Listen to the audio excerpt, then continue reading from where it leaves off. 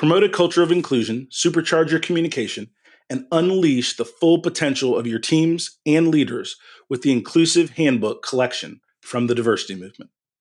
As part of the collection, I wrote the Inclusive Leadership Handbook with Kurt Merriweather to empower leaders with tools needed to cultivate a culture that fosters creativity, innovation, and employee engagement.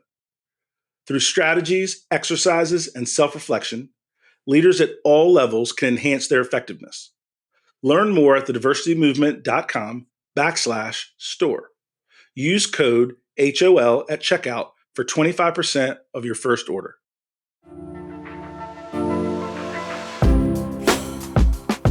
Welcome to High Octane Leadership with Donald Thompson. This season, we're diving deeper with more solo episodes, where I'll share the experiences that have led to recognition by EY, Forbes, Fast Company, and others. Not as a boast, but as milestones on my entrepreneurial path. From growing multi-million-dollar firms to successful business exits and building high-performance teams with a global perspective. I'll reveal the insights and strategies from my journey and share them with you so that we can win together. Alongside these solo episodes, we'll have industry visionaries and thought leaders, and we'll explore effective leadership. Ready to empower your leadership journey with real success stories? Let's embark on this transformational journey together.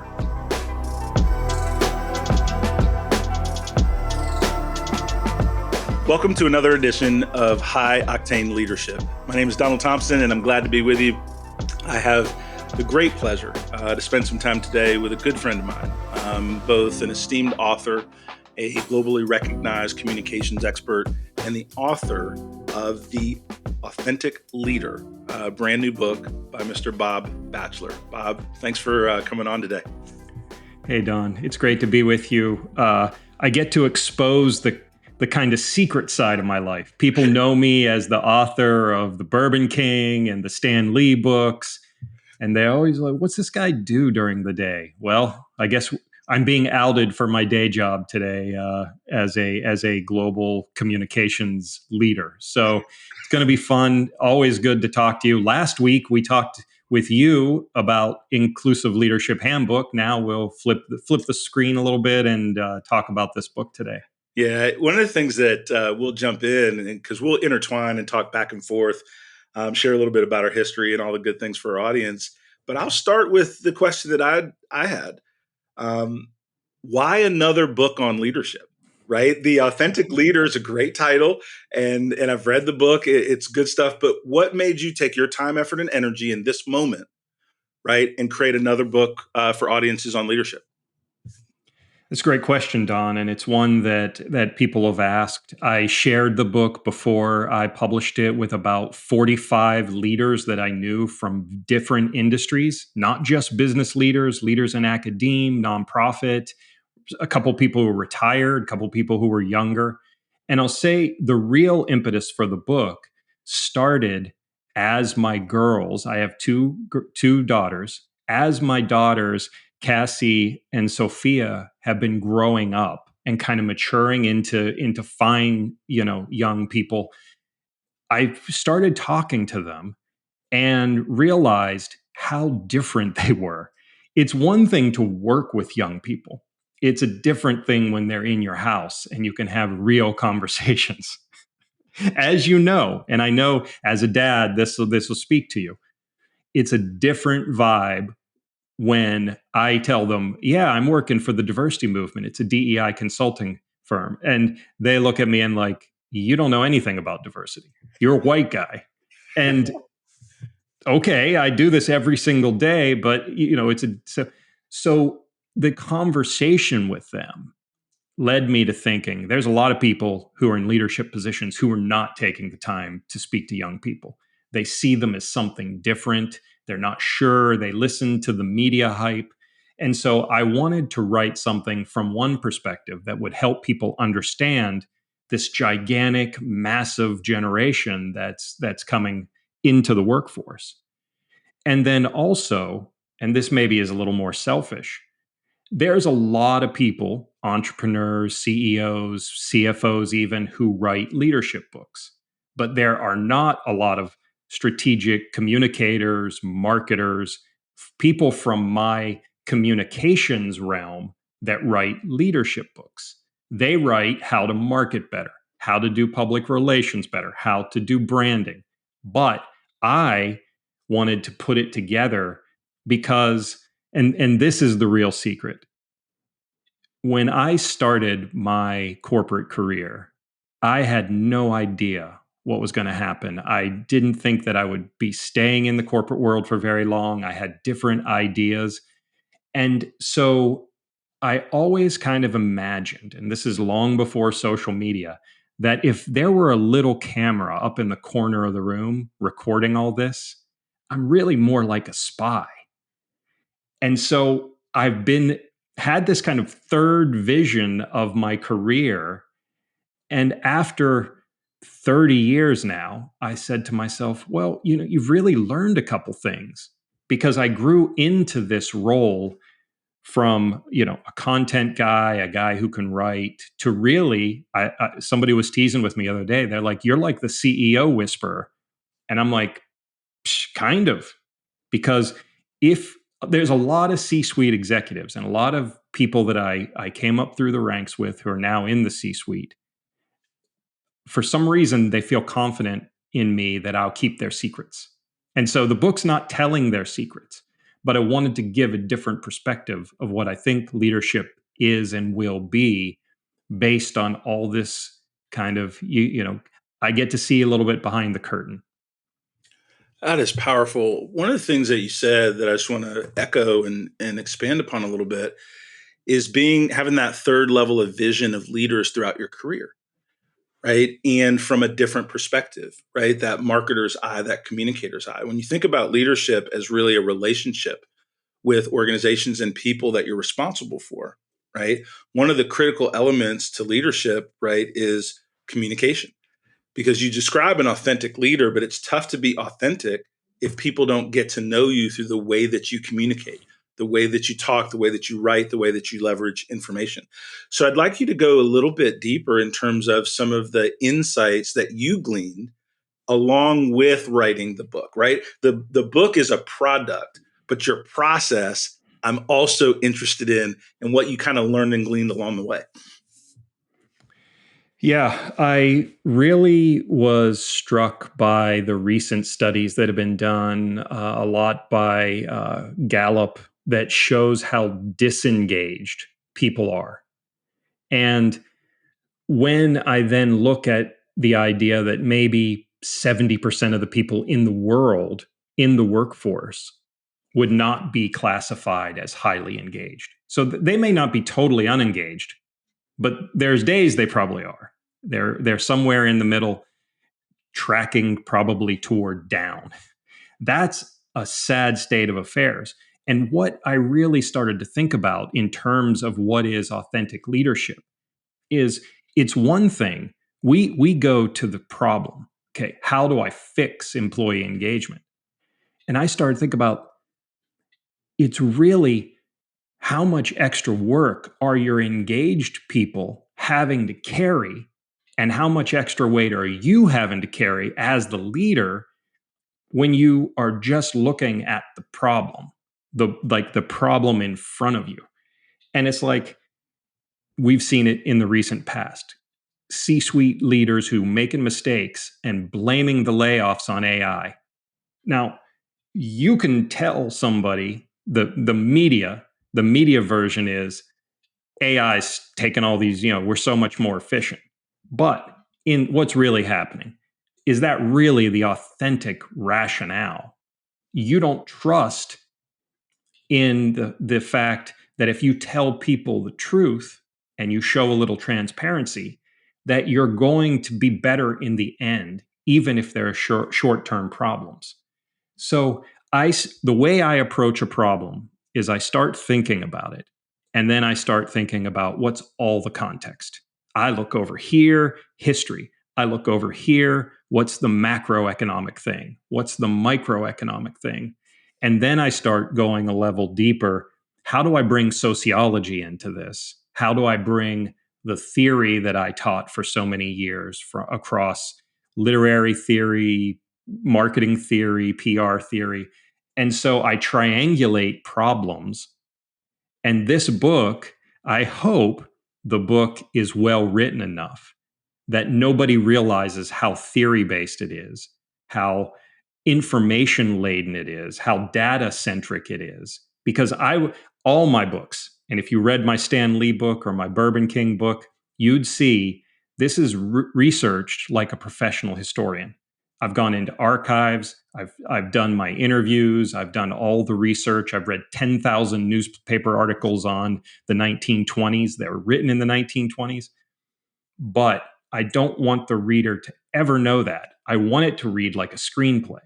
So, what I hope to do with this book is produce something that's highly readable, but the problem has been triangulated because I have the kind of brain that works that way. And I thought sharing that would help other leaders because maybe they don't think about it. They don't have as much time as I do to think about it. They never viewed them. Just the fact that I one day went into the office and said, "Wow, if there was just a camera up in that upper right hand corner, up in the corner of the room, what would it capture today?"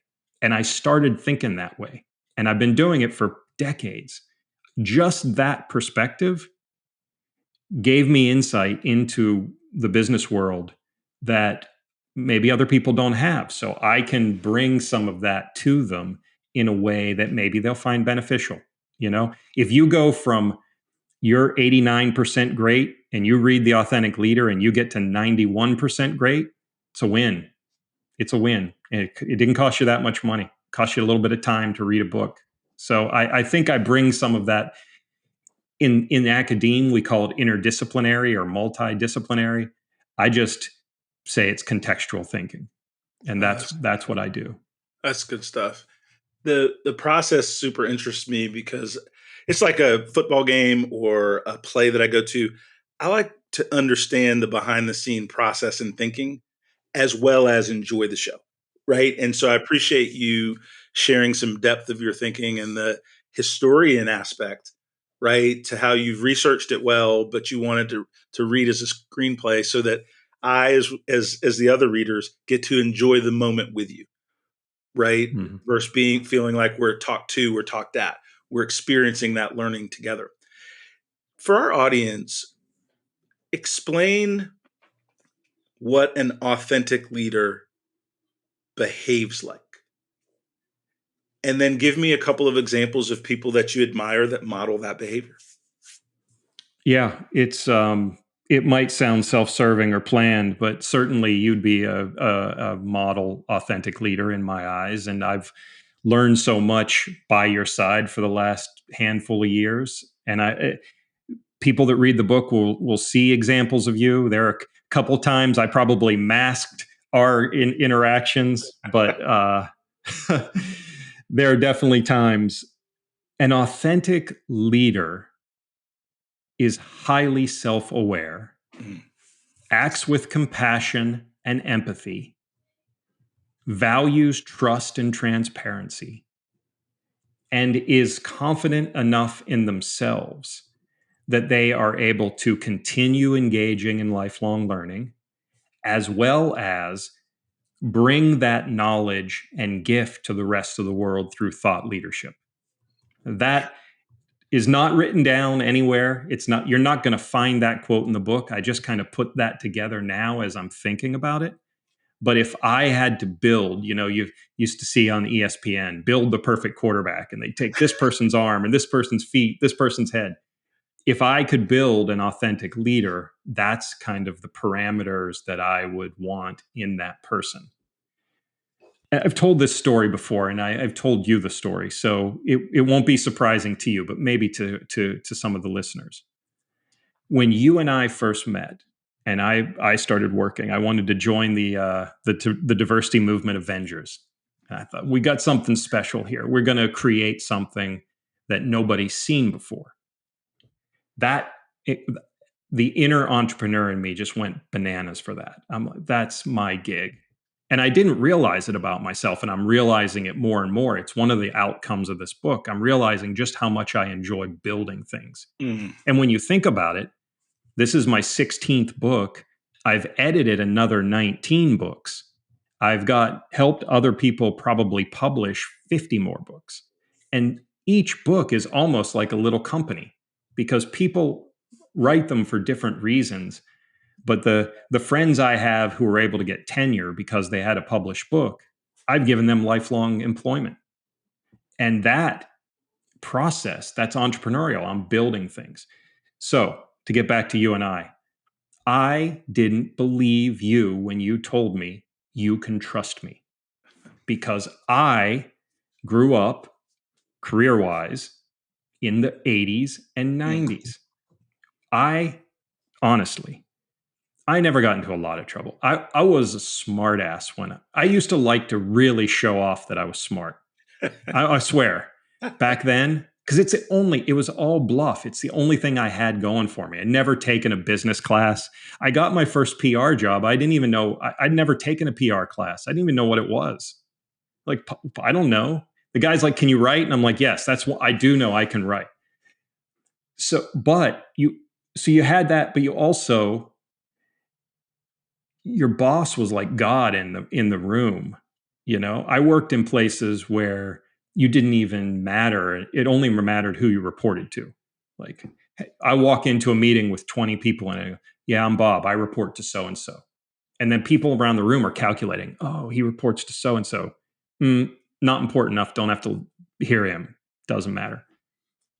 Years and years and years of that tamps down your inner happiness, your inner engagement. So when I joined the TDM Avengers, and you and I getting along great, we're doing some things, but one day it was like, you asked me, and I'm like, okay, between you and me, off the record, you look at me like, what do you mean off the record? It's you and I. I'm paying Right. you to be off the record. Right. I'm paying you to tell me the truth. What's the truth? I'm like, okay, I'll tell you the truth. And you're like, you were thankful. But you're like, look, you're doing both of us a disservice by not trusting me. And even that day, I left the meeting. I'm like, this guy's full of shit. I can't, as soon as I say something that he disagrees with, I'm going to get my ass handed to me. But it wasn't true. And I got to that. It started the process. It was the catalyst, and it changed our relationship. And I know from that point on, I might not have done everything right. We might not have pursued every avenue that we could. I mean, within limitations of time, resources, etc. But we did a lot of great things. And when I started trusting in you and the process that you and I were creating, we were like a superpower. We were rocket ship. And if you look at the number of things this little 20 plus person consulting firm achieved in a little over 3 year time span, pretty astronomical. So I don't see many leaders who embody all those things I laid out for the authentic leader. But I see traits in people, Mm. and it's based on their habits or the way they were brought up or the way they think about leaders, the way they see leadership portrayed on television, in movies, things like that. Um, you and I also grew up in the age of Wall Street, where every guy wanted to be Gordon Gekko, which absolutely bonkers. Gecko's the villain. I'm like, all these people love Scarface. Oh, Scarface. I'm like, you do realize he was the enemy. Right. Same thing with Gecko. Like, you do realize Gecko was the villain in Wall Street. You're not supposed to idolize him. That's right. So I think that the goal in writing the book is, hey, maybe I can open somebody's eyes. I mean, you're not going to reach everybody. There are a lot of people who are perfectly happy with what they're doing. They don't care. They don't need to read another leadership book. But I think I had something. I had some things that are a little bit different to say, and that's where the book came from. Bob, one of the things as I was just jotting notes and listening to you, which I enjoy, learn from, and that lifelong learning piece, that compliment you shared about me, I've always felt that I can be better. I don't feel like I've arrived as a leader. I think leadership is something that is just this ongoing search, stretch. that I need to be better for the team that I'm blessed to lead. And that lifelong learning creates a level of humility.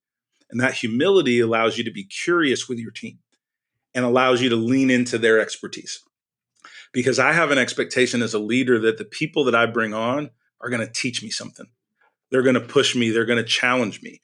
And quite frankly, the leaders that I've responded to, the leader that I want to be, is one that the best idea wins. And that in order to find the best idea in your organization, you've got to be open to talking to the intern, to the executive, to the partner, to the consultant, but you're just chasing the best way to present your company and services to serve your clients. And that humility is how you build that trust. And I remember learning, both with you and some others, I didn't really realize why I wasn't being trusted. And that was my frustration, right? And not your challenge. It was my frustration that I didn't understand how to crack that code with people faster. And what I realized is that people bring to the table scar tissue of past experiences, past relationships, past perspectives. So, as a leader, no matter who you are, what you're doing, how hard you're trying, you're starting 4 or 5 steps behind with the relationship with that new employee, that new hire. And so, what I had to remember is that I had to, and this is super important, both our relationship, but my mental model about leadership. I remember asking you to trust me. But before that, I had to earn your trust. And a lot of times, if you have that over amplified ego, you should trust me, I'm the boss. You should trust me, I'm paying your salary. You should trust me, I'm the founder. And it just don't work like that.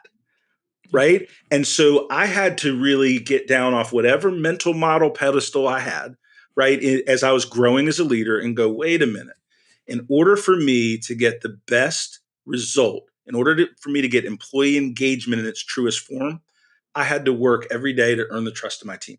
That doesn't mean being perfect, because part of trust is admitting when you fall short. That doesn't mean having all the answers. Earning trust is the questions you ask of people. And so, as I learned this in my journey, I found my ability to build trust faster. It still takes time because you can't eliminate people's experiences. But now, what I ask people for is give me a chance to demonstrate that I'm worth your trust. And I use different language when I'm talking to people that I work with because most people view themselves as fair. And so when I ask somebody on my team, give me a chance to earn your trust, in their mind, they're like, wait a minute, I'm a fair person. He asked me in a respectful, nice way. Maybe I ought to give him a chance. And then when you have that opportunity with people, you want to work as hard as possible, not to let them down.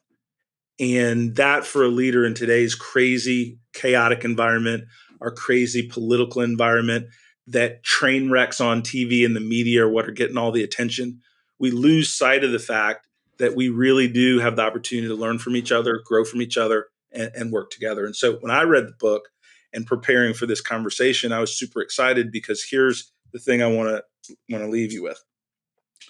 You mentioned if you move from 89% to 91%, that could be a big leap. The things that leaders are playing at the high enough level is the percentages of improvement have an outsized impact because your control and power over the audience that your influence is so vast that those small changes, that one thing that you read in the Authentic Leader, that one leader that teaches you to model better communication, employee engagement, things of that nature. I was talking to a very high octane leader, and my only talk with him is ways that he could create true psychological safety. Because the leader said, I want my team to tell me the truth. I can take it. And I was like, not with the attitude that you have, you're not going to get the truth.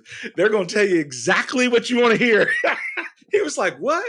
And I had to talk to him about the construct of psychological safety and creating a space that disagreement, that healthy tension was allowed, even against ideas that he held.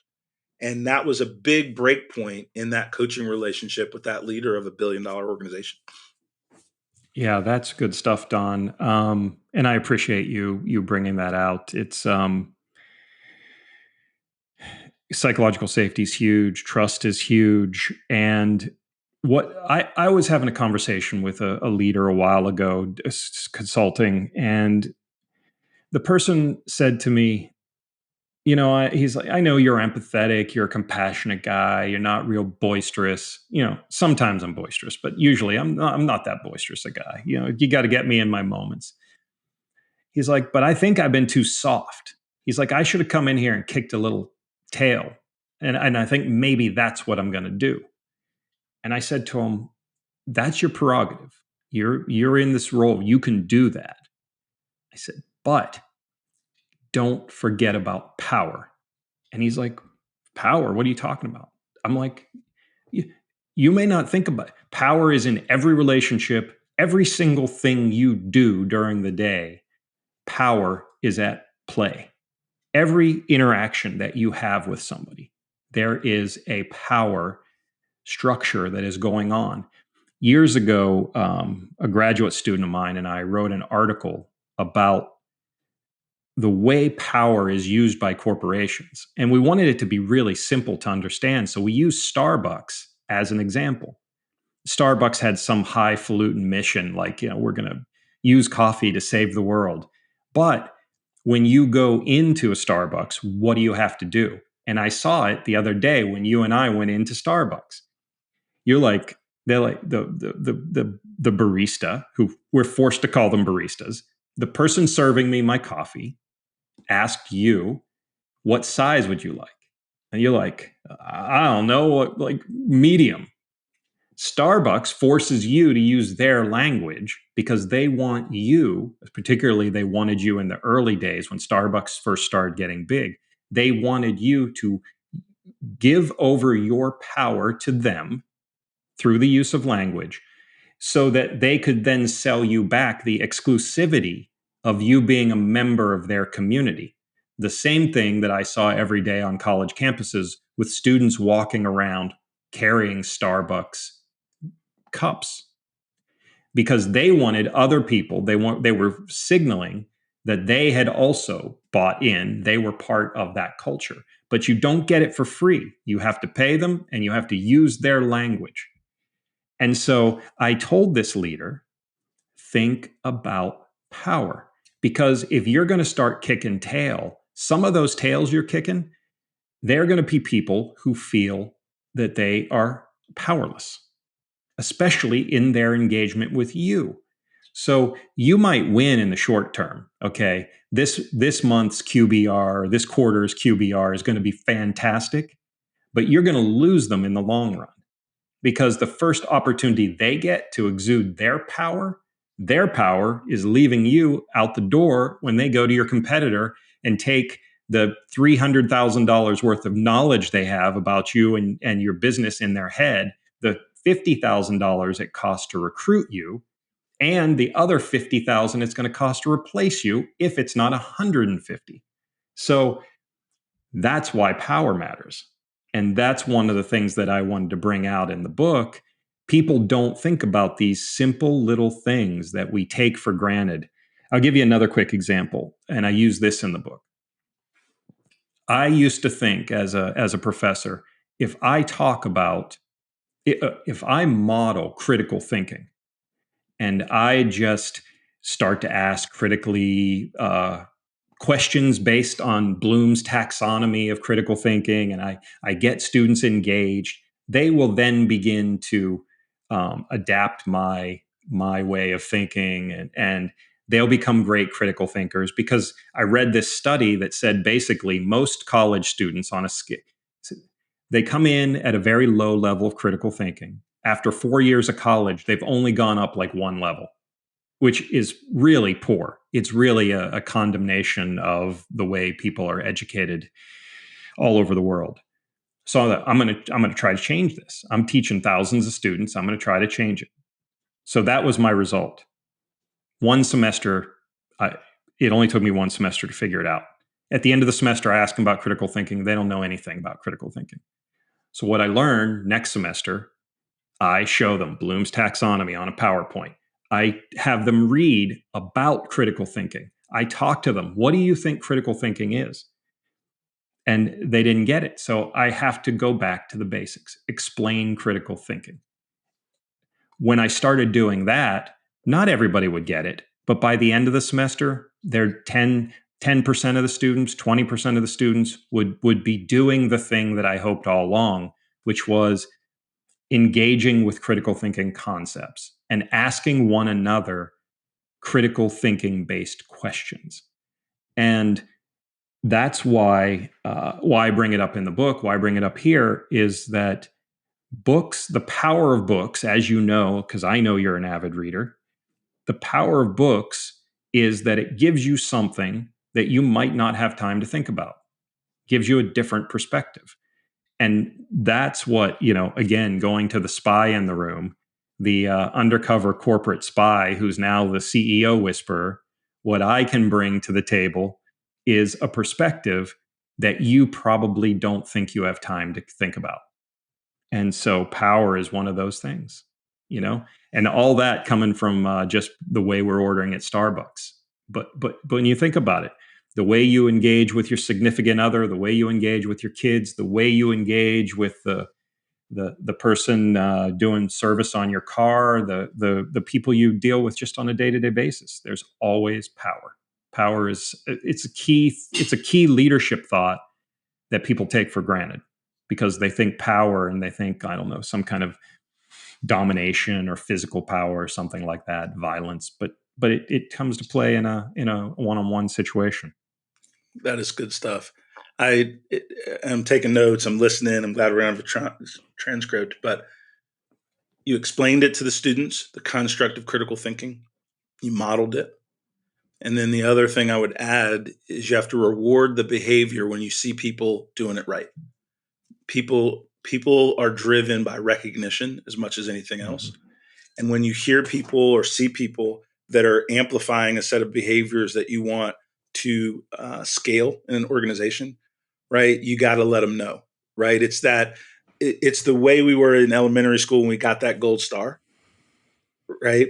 And we're not much different, right? We drive different cars. We live in nicer houses, we do adulting things, right? But as individuals, we want to know we're on the right track. We want to know we're expanding. We want to know we're moving in a direction that's good for the business, but also good for us career-wise.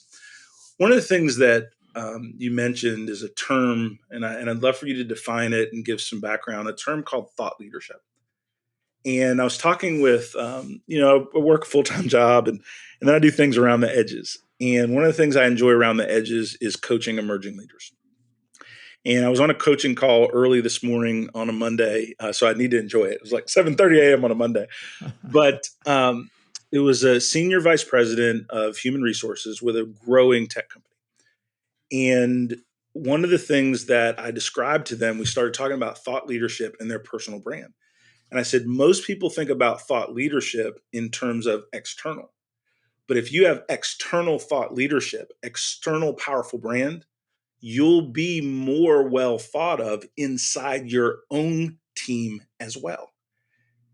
And her eyes lit up because most people are searching for, especially in human resources, how do I gain credibility with the P&L drivers, with sales, with marketing, with production, with the founders of an organization, when people think of HR and people ops as a cost center. So we talked about thought leadership from a standpoint of building your brand, building your credibility inside and outside of the organization. So I'll ask you, Bob, what would you define as thought leadership? And why should executives and organizations care about funding it in a strategic way? Yeah, that's a great question, Don, and it's one that's incredibly important to me. I think the easiest way to describe it, just the shorthand, is it's brand you. Brand YOU. And I shouldn't have to tell too many business leaders why that's important, but let's go into it a little bit because there seem to be a lot of people who aren't paying attention. The number one thing that thought leadership does for you, it builds trust. And you build trust by demonstrating the thing that you're really good at or the thing that you really know well. And through that trust, your relationships grow stronger. Your relationships with sales prospects, your relationships with your team, your relationships in your community, all the things that you're being judged on as a C-suite executive or business, any kind of business leader, any kind of leader in the community, all the things that people are judging you on will be improved, and you'll do them better if you think more about trust. And that is key. So if I, as a new executive, can show my team that I have a reputation that is engaged in the main topics of our industry, then they're going to trust me when I ask them to do hard work. They're going to go, okay, this person knows what they're talking about. Just like now, if I'm going to say, hey, Don, you need to take this class, one of the things you would do is you'd Google the teacher, whoever's teaching, because you want to know they're trustworthy. Can I trust what I'm going to learn from this person? We were not able to do that growing up. Until you get to college, you're not really, especially in our era, you've no internet. You're not Googling anybody. This, math teacher Sam down the street, lives in the next neighborhood over, something like that. But now you can't get away with that. Everybody can Google everybody. So your ability to generate trust is going to lead to you being better in every way that you're being measured. And so thought leadership just becomes super important, because trust is the one thing that you can't really just go out in the street and buy it. You have, like you said, you've got to earn it. It goes both ways. And the secret benefit of trust and being a thought leader. As you grow in your thought leadership efforts, you as a human being will naturally become more confident. And as your confidence grows, you will also become better at the things that we normally judge leaders on, like your ability to give presentations without relying on, reading PowerPoints, your ability to lead. Trust is like learning through osmosis, raising your confidence, raising your ability to engage with other people. Because your personal brand, like, you want people to be proud of you. You want people to be like, yeah, this person knows something. That's human. We're all hardwired. Our DNA is hardwired for stories. All we want to know is stories. Tell me your story. What's your story? Think about when you meet somebody. If you're either thinking it or going to ask, hey, what's your story? Well, why do you ask that? Because you're hardwired. It's in your DNA. So tell your story. Thought leadership, brand you, is telling your story. So, Bob, this sounds in conflict. I know it's not, but I want you to explain it. Here's what, when you say brand you, when people think about branding, because the world is so cynical now, right? It's putting out all this stuff into the ether so that people think I'm an expert. How do you balance authenticity? Because the book is The Authentic Leader.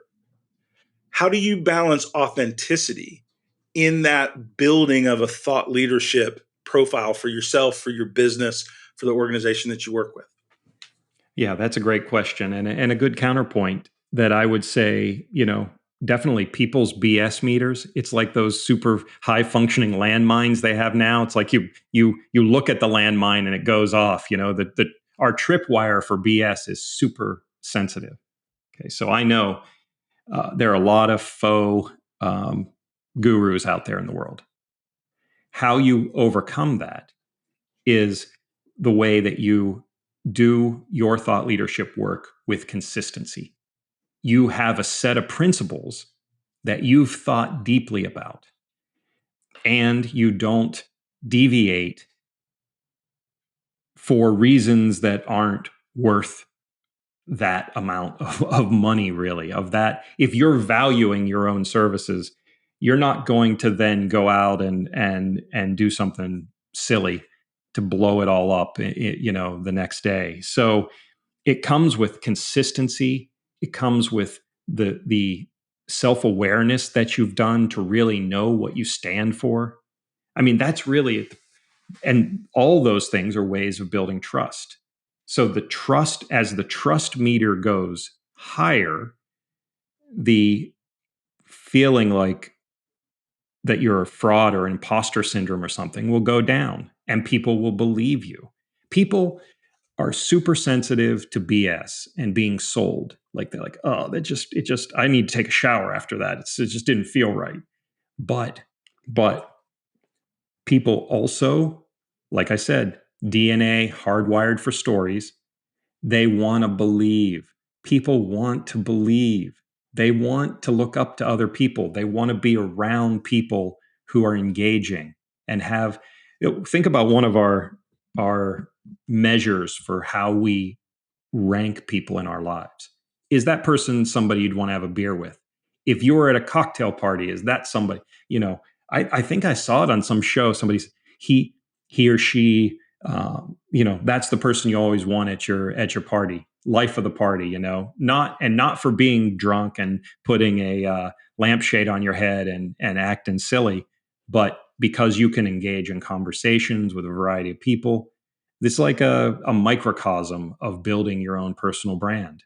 And those are the kind of people that we want to be around. In a world full of inauthenticity, we search out, both consciously and subconsciously, people who exude authenticity. Do you want to build your brand by being a guest on industry-leading podcasts? If you're a business leader, an author, or a speaker, my guess is that you do. Picture this.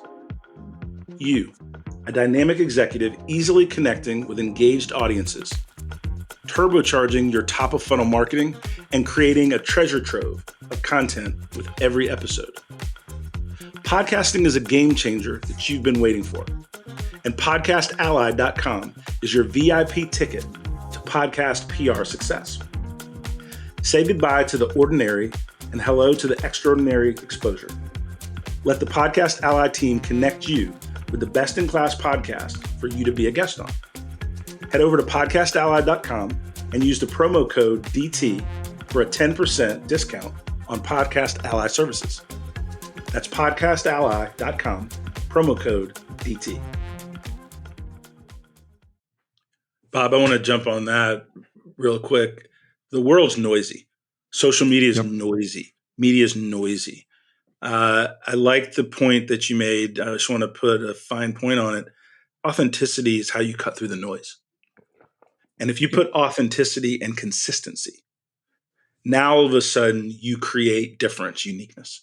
And as you were talking and I was writing things down, and how do you build trust through thought leadership? I was answering the question in my own head, right? One thing is people don't realize how much they have to give. And so when I talk to business leaders about thought leadership, I tell them in two ways, right? What have you researched? Study, right? People respect what is researched, that you have data and facts and science behind your way of thinking. And then to your point on storytelling, what have you learned? People love to hear what you learned. And quite frankly, and I learned this, more from your missteps than your successes. Mm-hmm. And the reason being is when you talk about your missteps, you become relatable, even though as an executive or a leader, you might not be relatable, but you have to bring that mental model downward so that you're talking on the same plane. And mistakes are something that we've all made. Yes. Right? So now we're talking just as friends, right? Because we've let down the veil of vice president, CEO, founder. And we just said, you know what? When I was learning how to professionally sell my ideas, right? Let me tell you the dumbest thing that I've done. Literally, it got me thrown out of a meeting. And people are like, what did you do? Right? Because we all have had those experiences where we've had spectacular failures. And people want to know that. And then what'd you do to overcome it? People love that failure and then that overcoming mindset in the story because everyone's trying to muster up the courage to overcome something in their life. I've met very few people that just went from 0 to 100, straight line to success, no family drama, no issues at home. They just got it all together.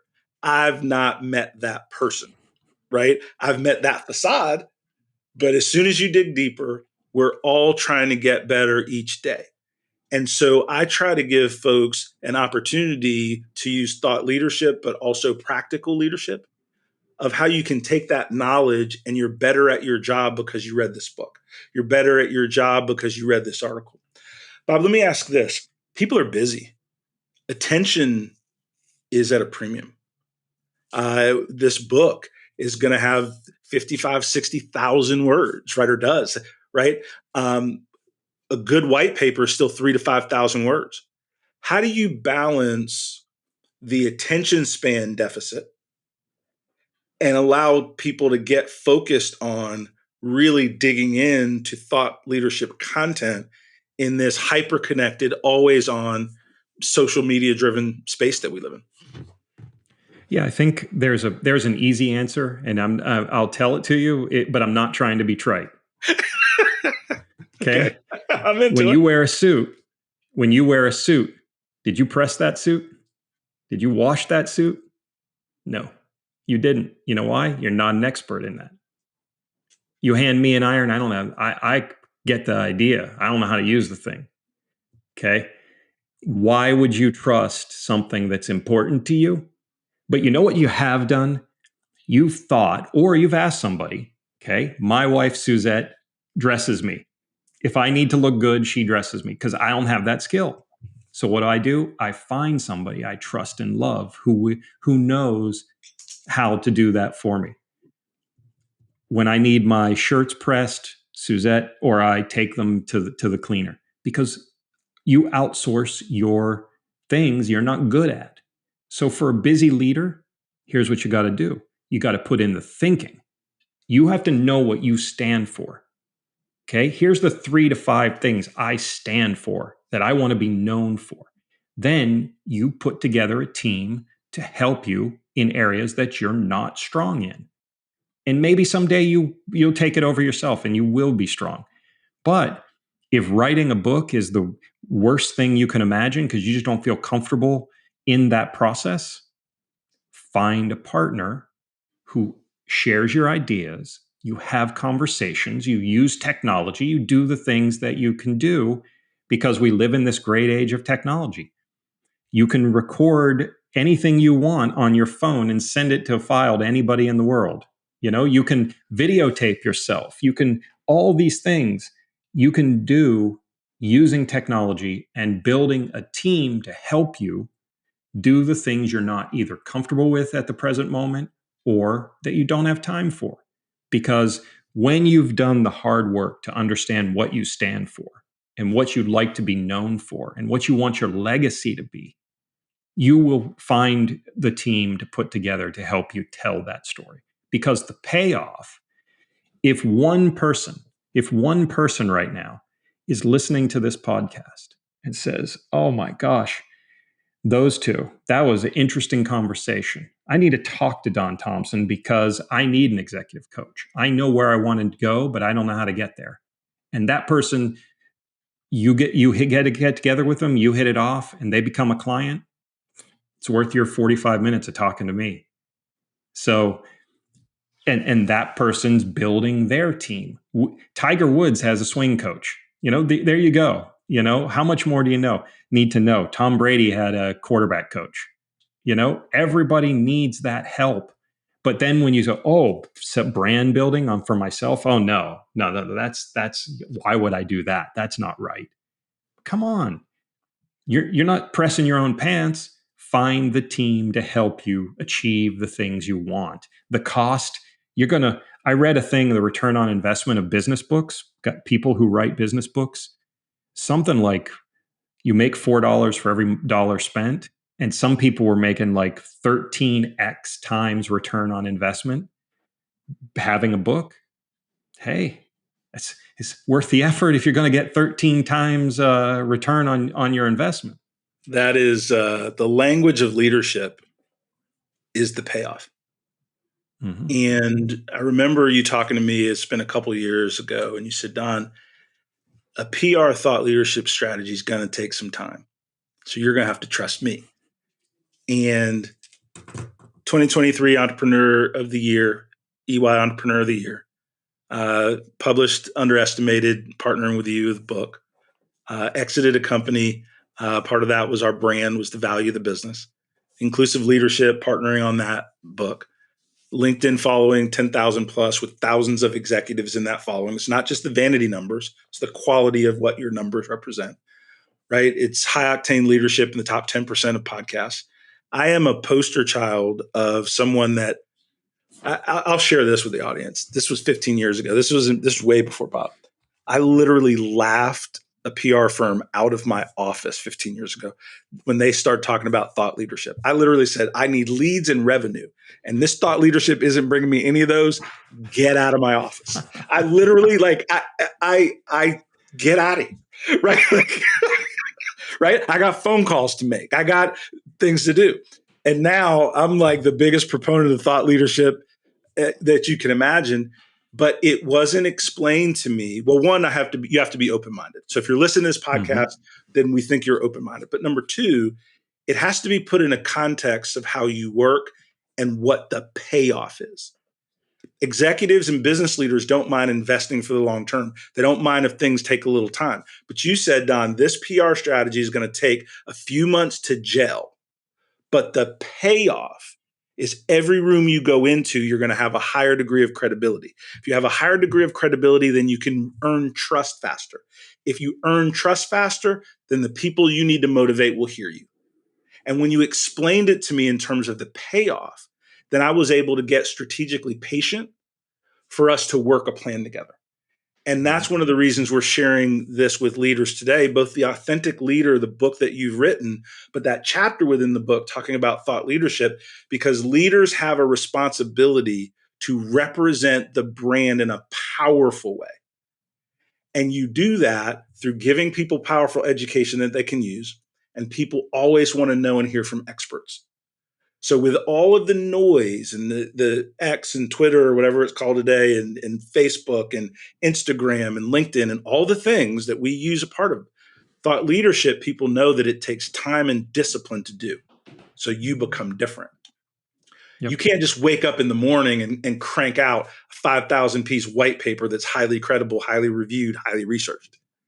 So that executive that's reading your content know that you're a serious minded person, because you're developing content for other serious business people. And that, I think, is really, really critical when we think about the investment in leadership, but then also sharing your thought leadership, right, with the world. And as I'm telling this, man, I appreciate you, number one, but like, I'm a testimony, in terms of it working and being a little skeptical, but it was because I wasn't an expert in it. But when I listened to you as an expert and the authority that you spoke about it, and you're a mild-mannered, humble, but when we're talking about something in your wheelhouse, you have a different little gumption to you. And I remember you smirking just like you are now, and you're like, "Hey, listen, hey, let me tell you something.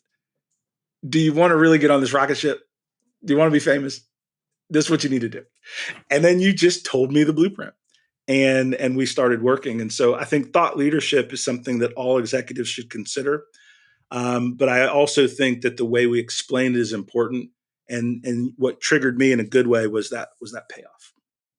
Yeah, it doesn't have to be. When I've encountered resistance to the notion of thought leadership, leaders will tell me, "Oh, that's not. I don't want it to be about me." And I'm like, "That's fine. Talk about your organization. Talk about why'd you wake up this morning? Why'd you go through that? Why'd you stay up until 2 a.m. last night doing your thing? What is it that you love? Share that." And there's a rebound effect. You and I have talked about that. We've never directly talked about this, so maybe this is the time, but there's kind of a rebound effect. As you work on your thought leadership, pushing yourself out there into the world, it's like the Bob Dylan song, "You got to serve somebody." Everybody's got somebody they're serving. By doing the work, the internal work that it takes to be an authentic thought leader, there's a bounce back. You're going to become more confident, more self-aware, able to walk into different rooms with a better attitude, push through at 2 a.m. when you need another half hour and you're tired because you just worked 16 hours, So there's a reverberation of doing the hard work of being willing to put yourself out there. You're going because people, smart people, and let's say that a lot of smart people are going to think twice about, hey, I should be doing my part of thought leadership. So as you're developing, you're going to continue to evolve and grow. I know you personally are not the same person you were when we first met. In the middle of the pandemic, it was a different time.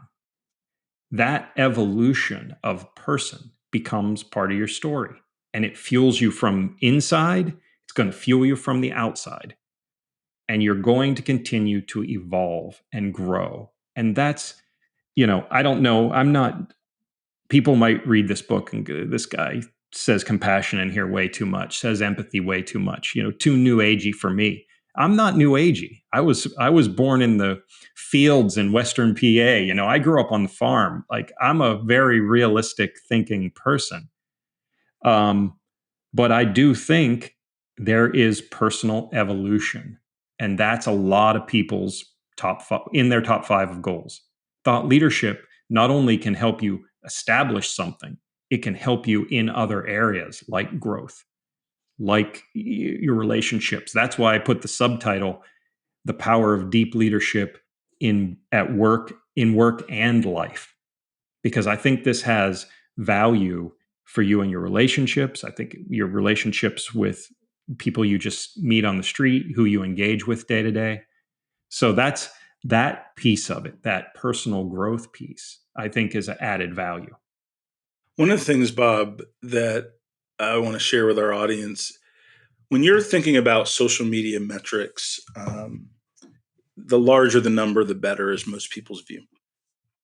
When you're thinking about thought leadership, it's much more targeted.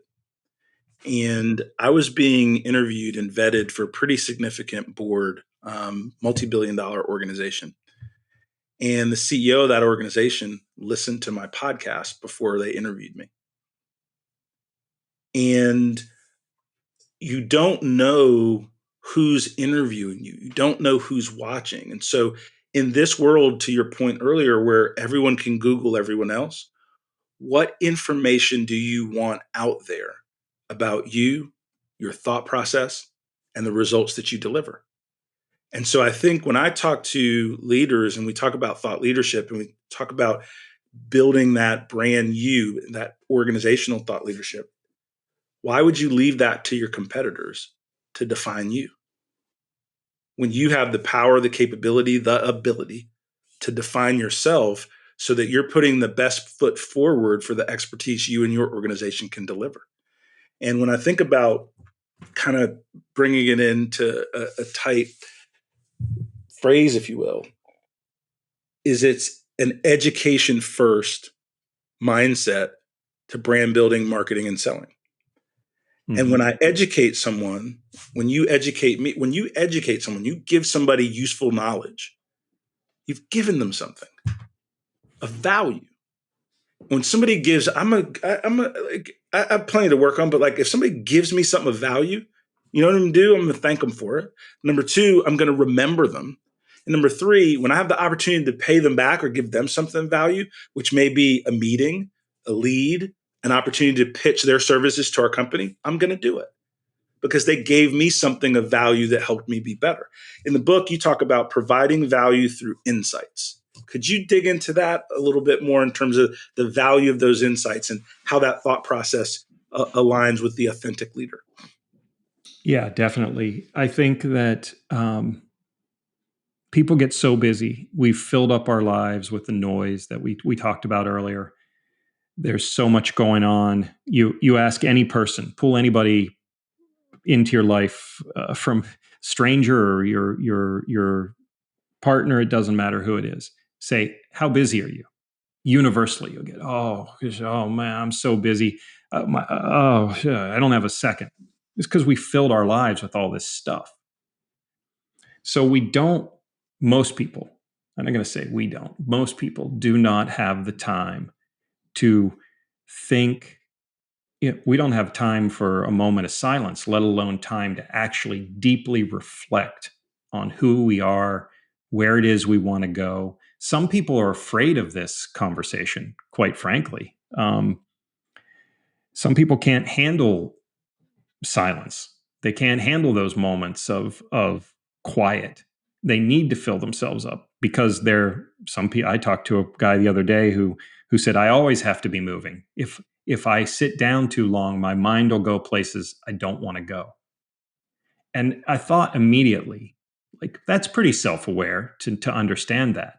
But if those demons are that close, you're going to have to confront them soon. They're coming around sooner or later. So you can fill your life with all the busyness you want, but if those demons are right outside the door, you're going to get to them sooner or later. And so, where do you draw the insight? The fountain has to be from inside. Then you start to think about, what are your goals and aspirations? Where is it that you want to be? And then you plot a course. I mean, the campaigns that you and I drew up were really just maps. We drew up maps of where, if we show up here, will it lead to A, B, or C? And if we hit C, where will C take us? Because I'm always thinking, like, I don't use sports analogies all that much anymore. But it's like, people used to say, if you don't have your glove, you can't get in the game. And if you're not in the game, you don't know what's going to happen. You may hit the game-winning home run, whatever. But if you don't have your glove, there's no way. There's no entry. So I see thought leadership and the hard work that it takes to draw insight as the beginning stage of you opening up a new world of possibilities. So thought leadership leads me to places, and I would bet $1 million that when you started the podcast all those years ago, you didn't say to yourself, I bet somebody's going to listen to this podcast and use it as part of our interview process to get me on a multi-billion-dollar board. True or false? True. I did not ask True. that question. You know who does ask that question? Me. I think about that stuff because that's my expertise, is helping people create thought leadership programs. When people say to me, writing a book's really hard work, I'm like, yeah, it is. But you don't have to carry the whole load yourself. You find the team. You can help if you don't want to write, find somebody to write it for you. Vet them like you would in any business decision. Find a trusted partner. It's trust. So what is it? It's trust, transparency. We keep saying these same words over and over again because they're so central to the idea. Instead of thought leadership, we should call it trust leadership or something. Trust leadership. Because what do people lack? They don't trust. People don't trust their bosses. Like 95% of people don't like their boss. Ask people, like, how's work? I hate work. I hate what I'm doing. You don't want. So why are 70% people around the world not engaged? They don't trust. Because too many leaders aren't thinking about trust as, quote unquote, soft skill. Because you got to do soft skills. I'm Mr. Business Person. I want hard data. Well, here's your hard data. Your employee, and I call this in the book the leadership chasm. What's the gap between what you think you're doing and what your employees think you're doing? It's huge.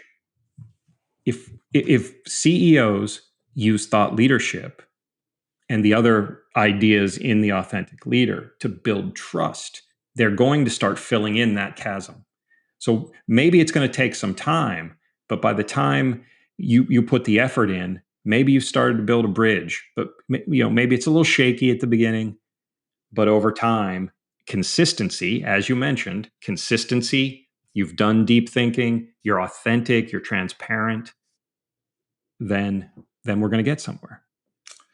You mentioned find the team, and I want to comment on this, and I, relative to others, I have a baby brand and all that good stuff, but relative to where I started, we've made some really significant leaps. And one of the things that I did right did some things wrong along the way for sure. I didn't try to do everything on my own. Mm-hmm. When I wanted to launch a podcast, the folks at Earfluence have helped me. When I wanted to write a book, Bob Batchelor started out. We weren't even working together. You just took a phone call with me and gave me advice, right? And we got talking, and then found a way that we could work together successfully, right? When I look at repurposing content from podcasts to social and LinkedIn and different things, there's a PR resource I use. Her name's Kia Bell, and she does some freelance work with me. As a busy executive, as a business leader, one of the excuses we use is I don't have enough time. Mm-hmm. And what I want to just impart to folks that are listening is to focus on what the payoff is. And then you'll find the time or the team. You'll find the time if you want to do it yourself. You'll find the team, but you have to understand the payoff and the reason why your brand building helps protect your brand, helps grow your revenue with your business, and helps you attract top employees. Your highest performing people want to work for somebody that they can learn from and that they respect. And so you want to have something out there that someone of the caliber of a Bob Batchelor, a Jamie Osterhart, a Shelley Willingham, a Jackie Ferguson, a Kurt Merriweather, a Greg Boone, a Tony Pease, the CEOs and the business leaders that have worked with me that are doing things still with me or amazing things on their own in their own genre, right? But you have to be someone that they can learn from and that they want to learn from. And so the final thought I'd like to get your take on, Bob, and we've covered why you wrote The Authentic Leader and the nuggets in the book. We've talked about thought leadership.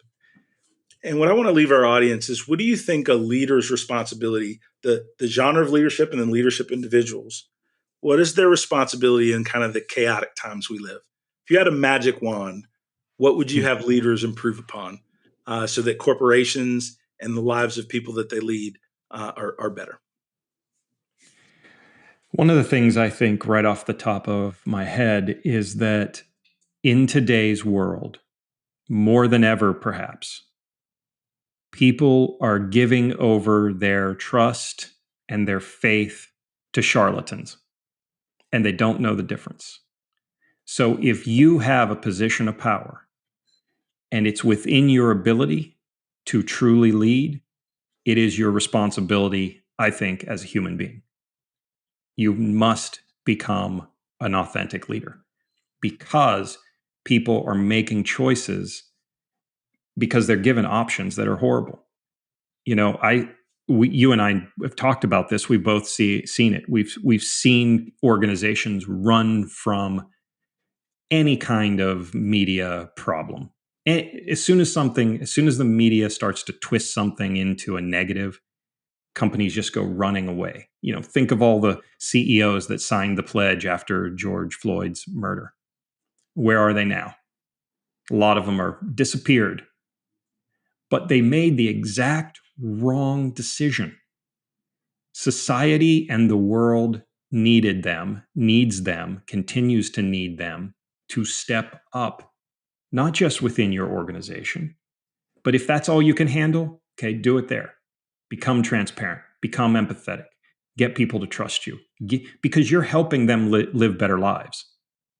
But if you have it within your ability to lead in a larger setting, then do that. That's one thing, definitely for sure. The second thing would be, think about power because it's always there. We've gone into that conversation. And also, the leadership chasm is real. So many leaders think that they're doing it, they're killing it because they're making money, they're achieving some of the things they want, but their people are miserable. They're ready to quit, they want to quit, they're looking for jobs because you haven't been transparent. You're blaming AI for your downsizing, and the people left know that they're going to have to carry a heavier load, and you lied to them. And that's what people hate. Everybody just wants to have a little hope. I want to have some hope. I want to do well for my family and the people who depend on me. I want to be a good partner, a good person. But then you go to work and all it is lie, so like lies and being treated as a subordinate. It doesn't have to be that way. And for some reason, my little book isn't going to change the whole world.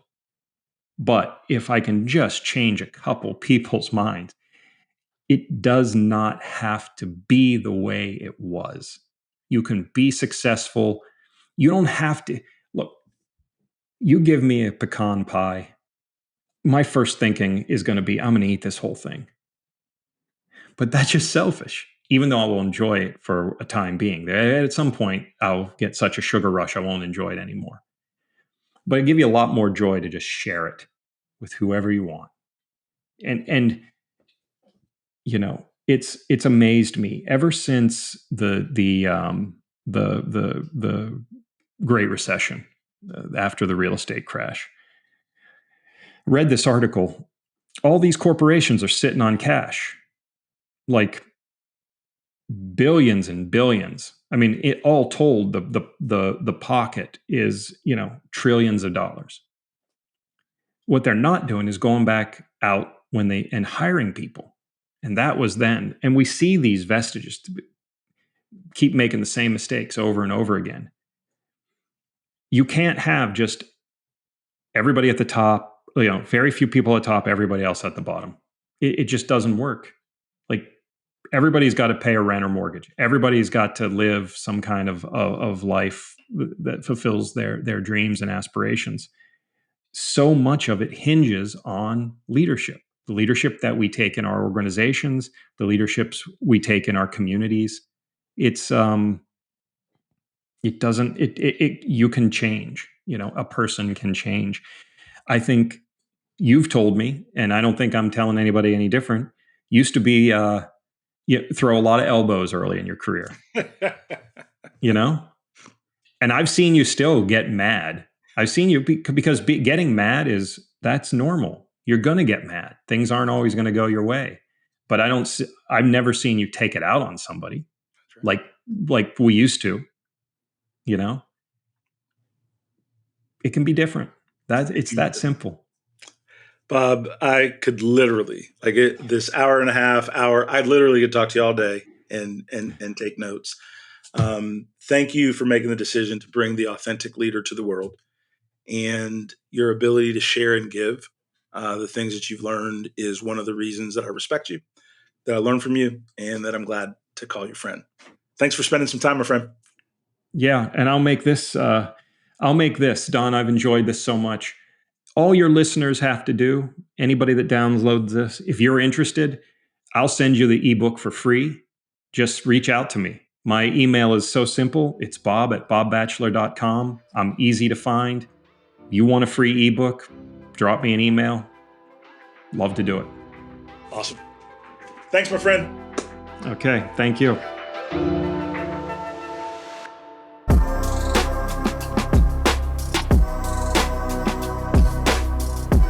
Thank you for joining us on High Octane Leadership with Donald Thompson.